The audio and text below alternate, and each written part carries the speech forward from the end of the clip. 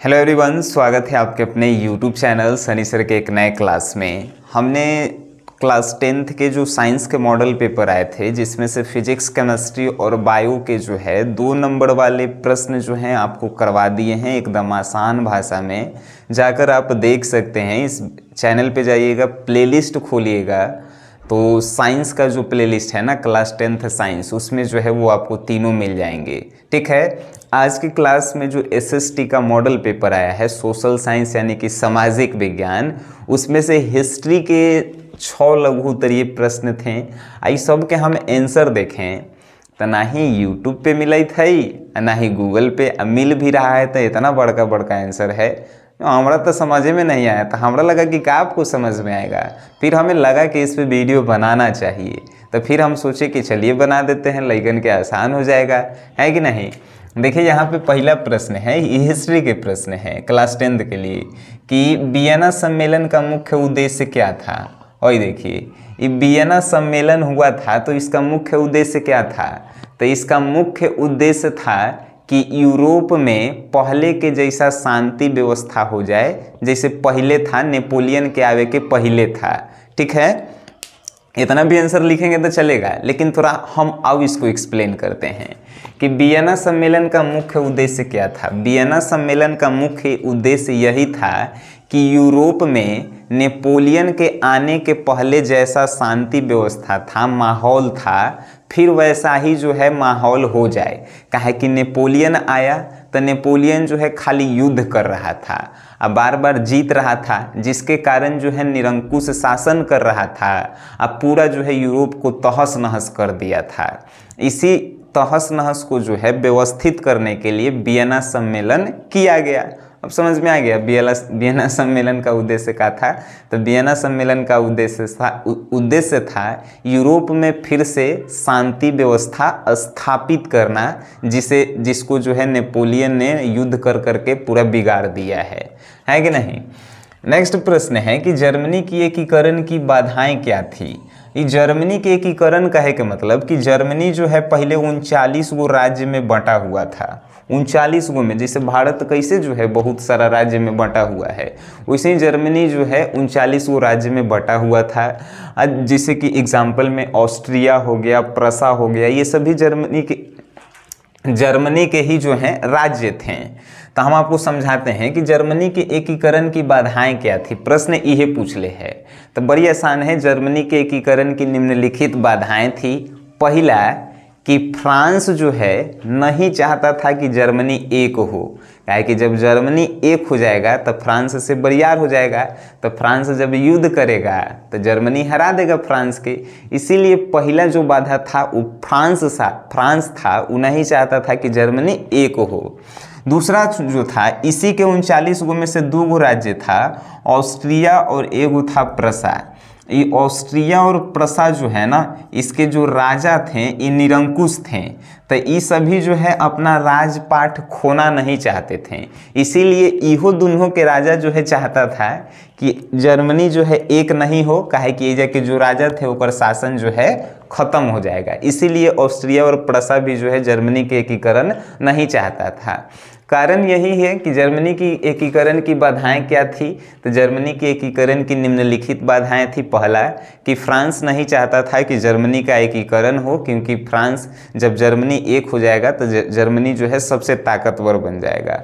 दूसरा कि ऑस्ट्रिया और प्रसा जर्मनी के जो राज्य हैं वह नहीं चाहता था कि जर्मनी एक हो, काहे कि वो के जो राजा था वो अपन शासन खत्म करना नहीं चाहता था। ये थर्ड क्वेश्चन है कि रूस जापान युद्ध ने किस प्रकार बोल्शेविक क्रांति का मार्ग जो है प्रशस्त किया। रूस और जापान में युद्ध हुआ था 1904 यानी कि 1904 1904 से लेकर 1905 के बीच में जो है रूस जापान के बीच युद्ध हुआ था, जिसमें जो है रूस जो है बरियार देश था, मतलब कि मजबूत था, लेकिन जापान जो है कमज़ोर था। लेकिन ये मजबूत था रूस, आई जापान कमज़ोर था, फिर भी जो है जापान जो है रूस को हरा दिया। अब रूस को जो है हरा दिया तो रूस में जो राजा थे वो सब खिसलाइल था सब। और जब वो सब खिसलाइल था सब तो ये रूस के राजा जो जार, राजा के जार कहल जाता है। ऑब्जेक्टिव में प्रश्न पूछेगा कि जार का मतलब क्या होता है, तो राजा होता है, रूस में ही कहल जाता है। तो ये रूस के जो राजा था वो क्या कहा कि बोल्शेविकों पे जो है अत्याचार करने लगा। यही में से एगो प्रश्न बनता है कि खूनी रविवार क्या है। कमेंट बॉक्स में आंसर बताइएगा, बड़ी आसान क्वेश्चन है, खूनी रविवार क्या है। तो रूस जो है ये किसान पे, छोटा छोटा नेता पे अत्याचार करे लगा। और वह सब नेता जो है बोल्शेविक क्रांति करना चाहता था, तो बोल्शेविक क्रांति नहीं हुआ। काहे कि रूस जब हार गया तो हार के खिसिया गया, अब बोल्शेविकों को पे अत्याचार करने लगा। जब अत्याचार करेगा तो ये क्रांति कहाँ से होगा, है कि नहीं होगा। तो यही लिखेंगे कि रूस जापान युद्ध ने किस प्रकार बोल्शेविक क्रांति का मार्ग जो है प्रशस्त किया। तो रूस और जापान युद्ध में जब रूस मजबूत राष्ट्र होते हुए भी जापान से हार गया, तो रूस जो है खिसला के अब बोल्शेविक क्रांति में जो किसान थे, मजदूर थे, छोटे छोटे नेता थे, उस पर अत्याचार करने लगा, जिसके कारण बोल्शेविक क्रांति जो है प्रस्त हो गई, होबे नहीं किया, सब अलग तहस नहस कर दिया। और वही में जो है खूनी रविवार भी हुआ था। बड़े इंटरेस्टिंग क्वेश्चन भी है। नेक्स्ट है कि हिंद चीन के प्रति फ्रांस के औपनिवेशिक योजना क्या थी। दुनिया के आसान प्रश्न में से एक प्रश्न इसको कह सकते हैं कि हिंद चीन के प्रति फ्रांस के औपनिवेशिक योजना क्या थी। औपनिवेशिक मीन्स जो है एक देश जो है किसी दूसरे देश में जाकर बाजार करता है, उसी को औपनिवेशिक कहते हैं। तो यहाँ पे समझिएगा, हिंद चीन के प्रति फ्रांस के औपनिवेशिक योजना क्या थी। तो फ्रांस की औपनिवेशिक योजना यही थी कि हिंद चीन से जो है हम लोग जो है उपनिवेश करते हैं, यानी कि हिंद चीन में जाके हम बाजार लगाते हैं। काहे बाजार लगाएंगे, तो हिंद चीन से कच्चा माल जो है जल्दी प्राप्त होता था। कच्चा माल मतलब जो समझ रहा है वो नहीं, कच्चा माल कहे का मतलब कि जिससे पका के और कुछ बनाया जाए, जैसे कि लोहा जो कच्चा माल है उसको जो है पका के औजार बनाया जाता है। तो हिंद चीन में कच्चा माल जो है आसानी से उपलब्ध हो जाया जाता था। दूसरा कारण था कि हिंद चीन में बाजार करने की बहुत ज़्यादा जो है व्यवस्था थी, यानी हिंद चीन में बड़ा बड़ा बाजार लगता था।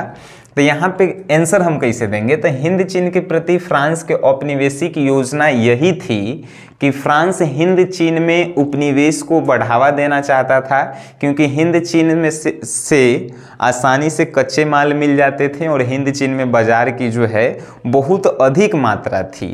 ठीक है ना। नेक्स्ट है कि स्वराज पार्टी बनाने का मुख्य उद्देश्य क्या था। दुनिया के सबसे आसान प्रश्न कहे तो देश बंधु के नाम से किसे हम लोग जानते हैं। अब इहो सब बताए पड़े तो हमारा लगला कि पढ़ावलो बेकार। देश बंधु के नाम से किन्हें जानते हैं हम लोग, तो चित्तरंजन दास और मोतीलाल नेहरू को जो है हम लोग देश बंधु के नाम से जानते हैं। तो इन्हीं लोगों ने जो है स्वराज पार्टी का जो है निर्माण किया था। आपसे एक और प्रश्न पूछेगा कि स्वराज का मतलब क्या होता है, तो स्वराज का मतलब होता है अपना देश। ठीक है, स्वराज का मतलब होता है अपना देश। स्वराज पार्टी के गठन किसने किया था, तो मोतीलाल नेहरू और चित्तरंजन दास ने किया था। देश बंधु के नाम से किसे जानते हैं, तो मोतीलाल नेहरू और चित्तरंजन दास को ही जानते हैं। और नेक्स्ट प्रश्न ये भी पूछ सकता है कि स्वराज पार्टी का स्थापना कब हुआ था, 1 जनवरी 1927 को। ठीक है, यहाँ पे प्रश्न ये पूछ ले है कि स्वराज पार्टी बनाने का मुख्य उद्देश्य क्या था। तो स्वराज पार्टी बनाने का मुख्य उद्देश्य यही था कि जो भी लोग देश के प्रति सेवा करना चाहते हैं वो लोग जो है इस पार्टी को ज्वाइन कर सकते हैं, क्योंकि यह पार्टी जो है सिर्फ देश को अंग्रेजों से आज़ाद करवाने के लिए काम कर रही थी। तो इसीलिए जो है स्वराज पार्टी का गठन किया गया। यही मुख्य उद्देश्य था इसका। 1929 के आर्थिक मंदी के कोई 2 कारण बताइए। 1929 में जो है दुनिया के सबसे बड़का मंदी आया था। इसके पीछे रीज़न क्या था। मंदी मतलब समझते हैं, बाजार का रेट जो है काफ़ी नीचे गिर गया था, शेयर मार्केट पूरा नीचे गिर गया था। इसके पीछे रीजंस क्या हैं, और ये जो है हम कहेंगे, जैसे एक और बात बताएं, ये 6 गो जो प्रश्न दिले हैं एकरा में से कोनो एक गो प्रश्न आपके एग्जाम में आएगा। इहो बात है, ये हिस्ट्री के 6 गो में से कोनो एक गो प्रश्न आएगा, बाकी आपको जो है और पढ़ना होगा। तो ये 1929 के आर्थिक मंदी के कोई 2 कारण बताइए। तो पहला कारण जो है उत्पादन ज़्यादा मात्रा में था। ठीक है, उत्पादन ज़्यादा मात्रा में था, काहे कि उसी समय जो है बड़े बड़े मिल जो हैं भारत में स्थापित किए गए थे, ठीक है।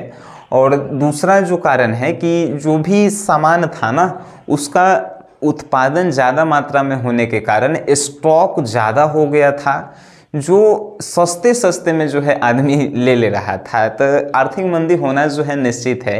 या एक और कारण बता सकते हैं कि शेयर मार्केट जो है काफ़ी नीचे चल रहा था, किसी भी वस्तु का जो है उतना डिमांड नहीं था, जिसके कारण जो है आर्थिक मंदी हुई, ठीक है। ये 6 प्रश्न जो है दुनिया के आसान प्रश्न में से थे, हिस्ट्री के थे, और ये आसान भाषा में हमने आपको समझाने का प्रयास किया। ऐसे ही पढ़ते रहिए, और काफ़ी नज़दीक जो है आपके एग्ज़ाम हैं।